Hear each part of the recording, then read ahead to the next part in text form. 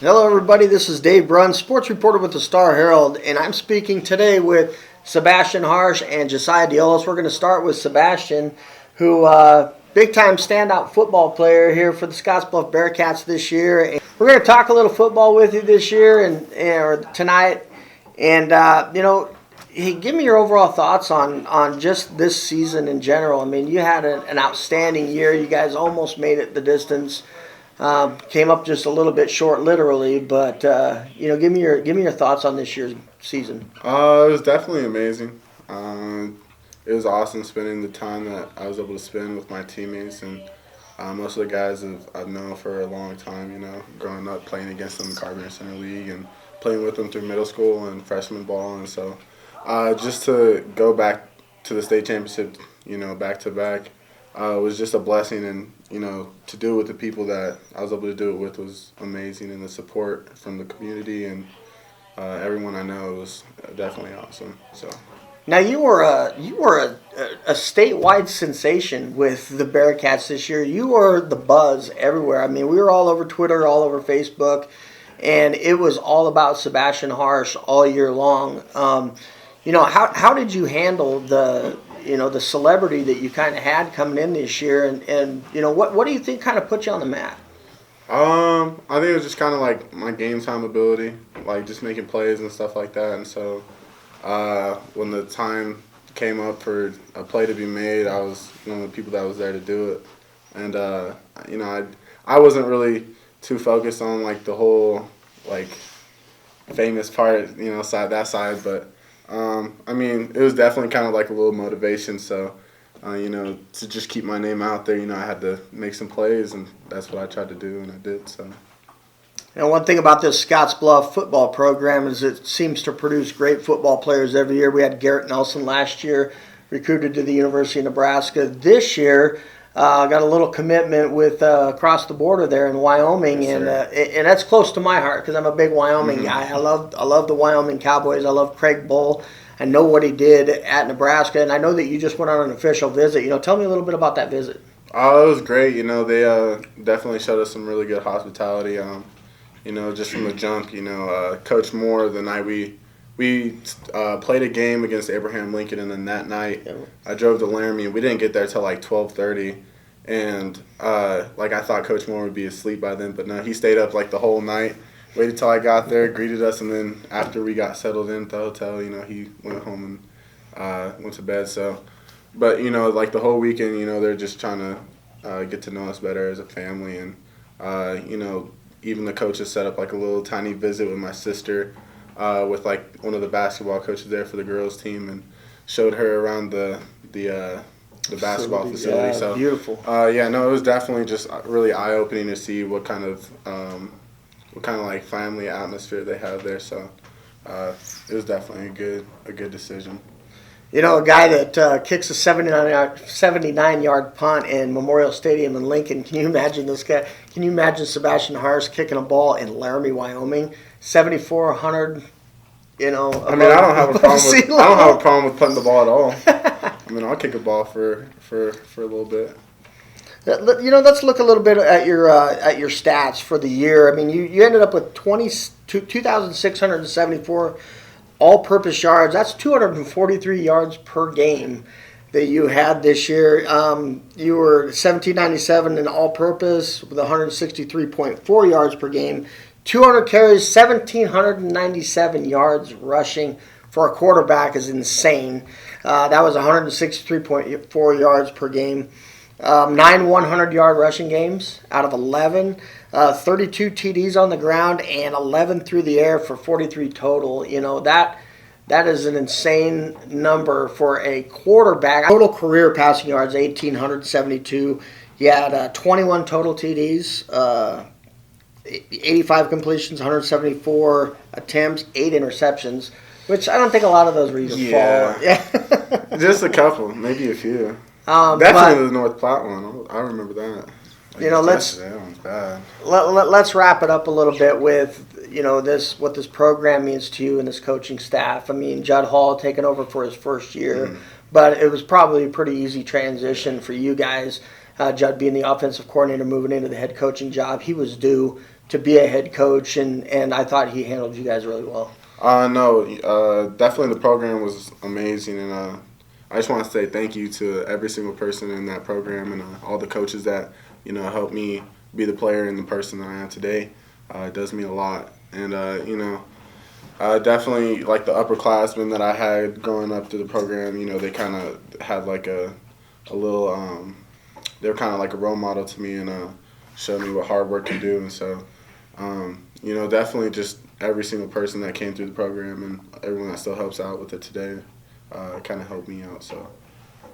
So, as in closing here, as if Lincoln's a long way to drive if you want to watch football, but Laramie's not very far, 2.5 hours. I mean, I would recommend, whether Bash is on the field or not, I would recommend getting to Laramie and watching this football team. They're a very good football team. They're coached very well, and they're making some strides here. And, a big one is going after this kid right here. And I want to thank you for being here with us tonight on our podcast, and good luck in the future. Thank you. Appreciate it.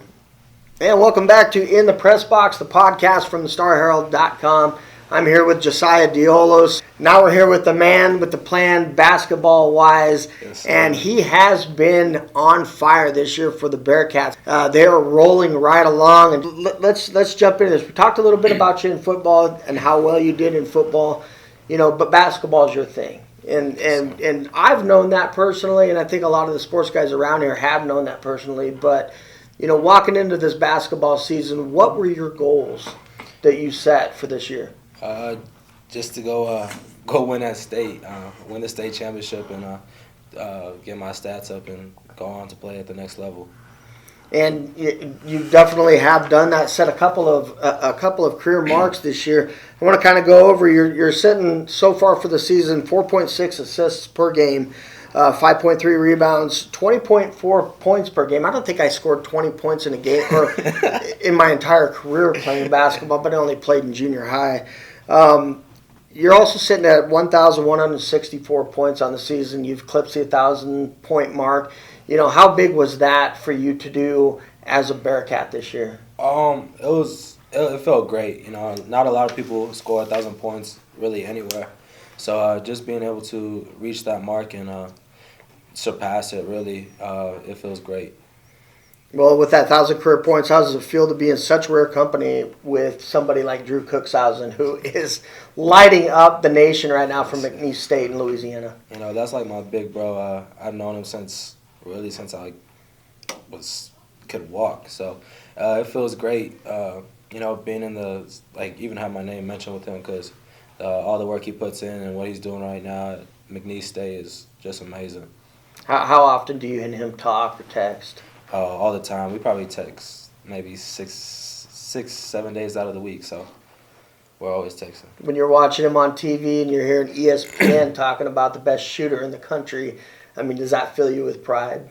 Oh, yeah, because I know I'm next. That's a great attitude, man. That's what we're looking for here. That's not arrogance, it's confidence, man. It's exactly what you need to do that. And to do it at Scottsbluff, you set the career assist record too. We went over 1,000 assists, beating your buddy Drew Cookshausen in the assist category.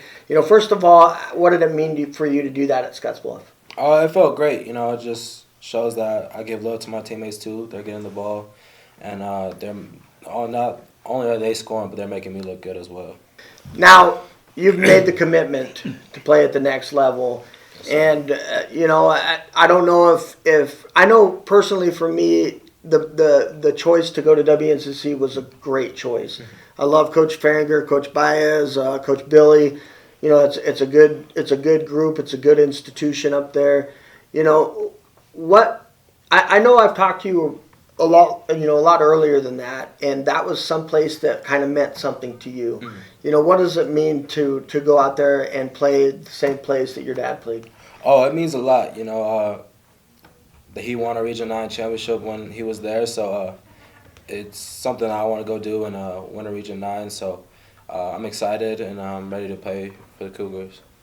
And is it something that did you go there because of Bobby, or is this something that you just felt was right for you?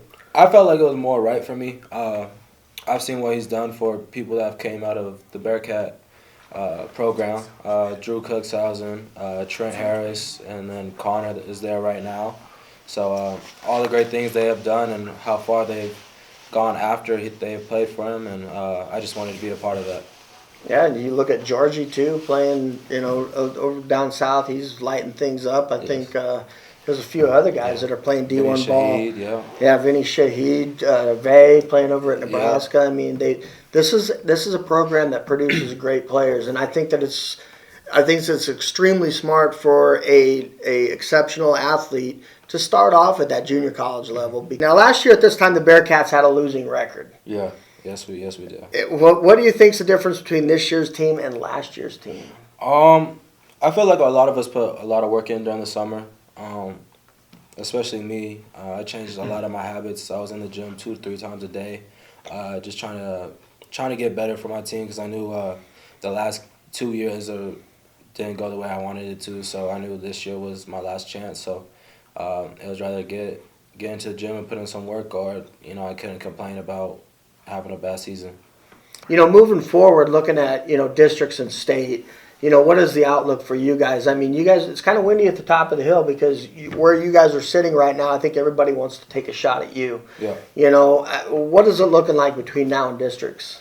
We're sitting up pretty high up there, so we have a target on our back. Everyone wants to take us down, but we're gonna keep getting better. We're gonna keep striving to get better, and that's all it is. Do you guys, with playing Stevens and Central, and then Cheyenne East, Cheyenne Central, do you guys think you've played the best out here that you can play to prepare you for the state tournament here? Yes, I think a lot of the teams that we have played are state tournament-like teams that we'll face down in Lincoln. Abraham Lincoln from Denver, the Rapid City teams, Cheyenne East, Cheyenne Central. So we've played a lot of good teams that are just going to prepare us for down in Lincoln.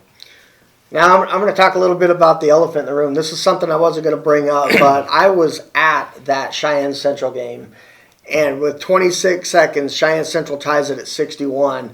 The ball comes into DeOllos. He brings the ball down the court. Smiles. Rapid City. It was Rapid City Central. I'm sorry. I apologize. Rapid City Central. He brings the ball down the court as time's ticking away. You read the defender. He took a step back. You smiled at him and drained a 3-pointer. How did it feel to do something like that? Did you feel any kind of remorse for doing that to those guys? I mean, I almost felt bad for Central when the air just left their bodies when you hit that. But I was elated to see you do that, and I think the roof about came off the building that night. Take me through that. How big was that to hit that? Oh, it was big. I don't want to lose the rest of the season, so I just wanted to end it right there, and not go into overtime. So coming down the court, I saw how much time was left, about 15 seconds left. So I dribbled down the clock a little bit, and then got a smile on my face because I knew I was gonna hit the shot before I even. It was a big smile too. My last question tonight is. We're talking state championships here. You guys lost to Pius the 10th state tournament last year. Do you guys feel like you got a little unfinished business at the state tournament this year? Oh, yeah, we're going all the way. I think teams should be scared. We're all hitting our peak right now. We're going to start hitting our peak. Sebastian, he's scoring a lot more. He's getting his rebounds. Sam is scoring. He's doing his thing, scoring the ball and defending well. Jack, he's a lockdown defender, so I feel like he's going to make a lot of people have a tough night scoring. And Dawson, he's doing his thing, shooting his threes and getting tips on balls and stealing the ball. And then I'm just going to do whatever I need to do for us to win. If you ask me, Jack Darnell is kind of the Deion Sanders of basketball. The guy is a lockdown defender, and I mean he may not be in the scoring column every night, and if he is, it's only a couple. And I think Bash is kind of the same way. But they're not going to let you get to the basket, and that is something you need. You guys got guys that can score, and then you got your guys that play defense out there. And I'm not scared of any team right now. We're our only competition, and that's how it's going to be. The only way we're going to lose is if we beat ourselves. We're coming for everybody, and we're just going to take it home this year. All right, that's all I've got tonight. Jasiya DeOllos.